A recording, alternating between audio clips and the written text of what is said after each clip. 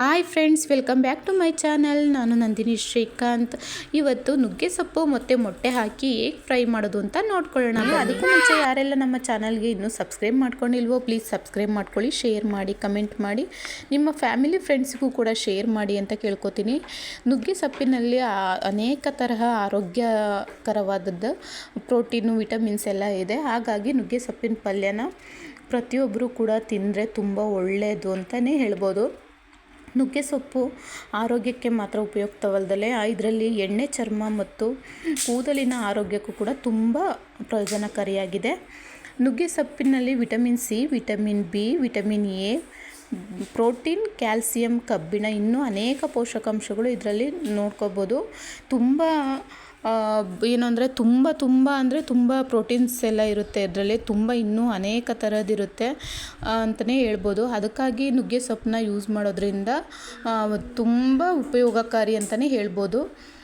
ನುಗ್ಗೆ ಸೊಪ್ಪನ್ನ ವಾರಕ್ಕೊಮ್ಮೆನೋ ಇಲ್ಲ ವಾರಕ್ಕೆ 2 ಸಲ ತಿಂದ್ರೂ ಕೂಡ ತುಂಬ ಒಳ್ಳೆಯದಾಗುತ್ತೆ. ದೇಹದ ರೋಗ ನಿರೋಧಕ ಶಕ್ತಿಯನ್ನು ಕೂಡ ಇದು ಹೆಚ್ಚು ಮಾಡುತ್ತೆ ಅಂತಲೇ ಹೇಳ್ಬೋದು. ಬನ್ನಿ ನೋಡೋಣ ಹೇಗೆ ಮಾಡೋದು ಈ ನುಗ್ಗೆ ಸೊಪ್ಪಿನ ಪಲ್ಯ, ಮೊಟ್ಟೆ ಹಾಕಿ ಹೇಗೆ ಮಾಡೋದು ಅಂತ ನೋಡೋಣ ಬನ್ನಿ. ನಾನು ಒಂದು ಪಾನನ್ನು ತೊಗೊಂಡಿದ್ದೀನಿ. 2 ಸ್ಪೂನಷ್ಟು ಎಣ್ಣೆನ ಹಾಕ್ಕೊಳ್ತಾ ಇದ್ದೀನಿ. ಇದಕ್ಕೆ ಹಸಿರು ಮೆಣಸಿನ್ಕಾಯಿನ 4 ತೊಗೊಂಡಿದ್ದೀನಿ, ಒಂದು 4-5 ತೊಗೊಂಡಿದ್ದೀನಿ. ಖಾರ ಇದ್ದರೆ ಇದಕ್ಕೆ ತುಂಬ ಚೆನ್ನಾಗಿರುತ್ತೆ. ಅದನ್ನು ಮಧ್ಯಕ್ಕೆ ಕಟ್ ಮಾಡಿ ಹಾಕಿದ್ದೀನಿ. ತುಂಬ ಚೆನ್ನಾಗಿರುತ್ತೆ. ಖಾರ ಇರಬೇಕು, ಮೆಣಸಿನ್ಕಾಯಿ ಇದ್ರೇ ಅದು ಟೇಸ್ಟ್ ಬರೋದು. ಮತ್ತು ಈರುಳ್ಳಿನ ಸ್ವಲ್ಪ ಜಾಸ್ತಿನೇ ಹಾಕ್ಕೊಳ್ಳಿ. ಮೊಟ್ಟೆ ಪಲ್ಯ ಆದ್ರಿಂದ ಈರುಳ್ಳಿ ಇದ್ರೇ ಚೆನ್ನಾಗಿರುತ್ತೆ. ಹಾಗಾಗಿ ಈರುಳ್ಳಿನ ಜಾಸ್ತಿ ಹಾಕೋದ್ರಿಂದ ತುಂಬ ಟೇಸ್ಟ್ ಇರುತ್ತೆ. ಈಗ ನೋಡ್ತಾ ಇರ್ಬೋದು, ಈರುಳ್ಳಿ ಸ್ವಲ್ಪ ಮೆತ್ತಗಾಗಿದೆ. ಸ್ವಲ್ಪ ಮೆತ್ತಗಾದ ತಕ್ಷಣವೇ ಸ್ವಲ್ಪ ನುಗ್ಗೆ ಸೊಪ್ಪನ್ನು ಹಾಕ್ಕೊಳ್ತಾ ಇದ್ದೀನಿ. ಅದಕ್ಕೆ ಮೊಟ್ಟೆ ಎಷ್ಟು ಹಾಕ್ತೀವೋ ಅದ್ರ ತಕ್ಕನಾಗಿ ನಾವು ಸೊಪ್ಪನ್ನು ಯೂಸ್ ಮಾಡಿಕೊಂಡ್ರೆ ಸಾಕಾಗುತ್ತೆ. ನಾನು ಇದಕ್ಕೆ 3 ಮೊಟ್ಟೆನ ಹಾಕ್ಕೊಂಡಿದ್ದೀನಿ ಅಷ್ಟೇ. ಇಷ್ಟು ಸೊಪ್ಪಿಗೆ ಜಾಸ್ತಿ ಏನು ಮೊಟ್ಟೆ ಯೂಸ್ ಮಾಡಿಲ್ಲ ನಾನು. ಈಗ ಇದೆಲ್ಲ ಸ್ವಲ್ಪ ಮೆತ್ತಗಾಗಬೇಕು ಸೊಪ್ಪೆಲ್ಲ. ಇದರಲ್ಲೇ ನೀರಿನಂಶ ಇರೋದ್ರಿಂದ ನೀರೇನು ಹಾಕೋ ಅವಶ್ಯಕತೆ ಇರೋದಿಲ್ಲ. ತೊಳೆದಿರ್ತೀವಲ್ಲ ಅದರಲ್ಲೇ ನೀರಿನಂಶ ಇರುತ್ತೆ. ಹಾಗಾಗಿ ಅದರಲ್ಲೇ ಬೇಯುತ್ತೆ ಸೊಪ್ಪು. ಏನು ಬೇರೆ ನೀರು ಎಕ್ಸ್ಟ್ರಾ ಏನು ಹಾಕಬೇಕಾಗಿಲ್ಲ. ಇದಕ್ಕೆ ನಾವು ಸ್ವಲ್ಪ ಎಲ್ಲ ಸೊಪ್ಪು 3/4% ಬೆಂದಾದಮೇಲೆ ಇದಕ್ಕೆ ನಾನು 3 ಮೊಟ್ಟೆಗಳನ್ನ ಒಡೆದು ಹಾಕ್ಕೊಳ್ತಾ ಇದ್ದೀನಿ. ನೋಡ್ತಾ ಇರ್ಬೋದು ನೀವು. ಈಗ ಒಡೆದೆಲ್ಲ ಹಾಕ್ಕೊಂಡ್ಮೇಲೆ ಒಂದೊಂದೇ ಮೊಟ್ಟೆಗಳನ್ನ ನಾನು ಹಾಕ್ಕೊಳ್ತಾ ಇದ್ದೀನಿ. ಈ 3 ಮೊಟ್ಟೆನೂ ಕೂಡ ಒಡೆದಾದಮೇಲೆ ಸ್ವಲ್ಪ ಸಾಲ್ಟನ್ನು ನಾನು ಇದಕ್ಕೆ ಸೇರಿಸ್ಕೊಳ್ತಾ ಇದ್ದೀನಿ. ಈ ಮೊಟ್ಟೆಗೆ ಆವಾಗಲೇ ಸ್ವಲ್ಪ ಹಾಕಿದ್ದೀವಿ.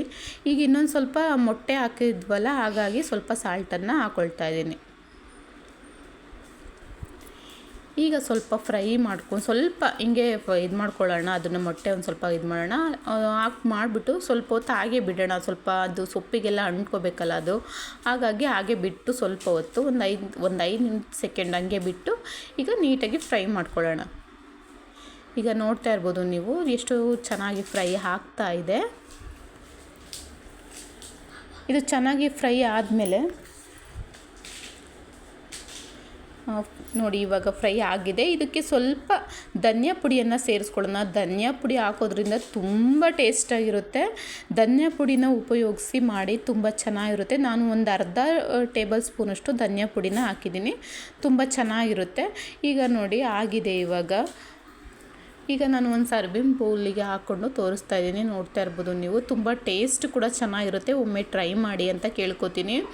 ಈ ವಿಡಿಯೋ ಇಷ್ಟ ಆಗಿದ್ದರೆ ಪ್ಲೀಸ್ ಒಂದು ಲೈಕ್ ಮಾಡಿ, ಶೇರ್ ಮಾಡಿ, ಕಮೆಂಟ್ ಮಾಡಿ, ನಿಮ್ಮ ಫ್ಯಾಮಿಲಿ ಫ್ರೆಂಡ್ಸಿಗೂ ಕೂಡ ಶೇರ್ ಮಾಡಿ ಅಂತ ಕೇಳ್ಕೊತೀನಿ. ವಿಡಿಯೋ ನೋಡಿದ್ದಕ್ಕಾಗಿ ಧನ್ಯವಾದಗಳು.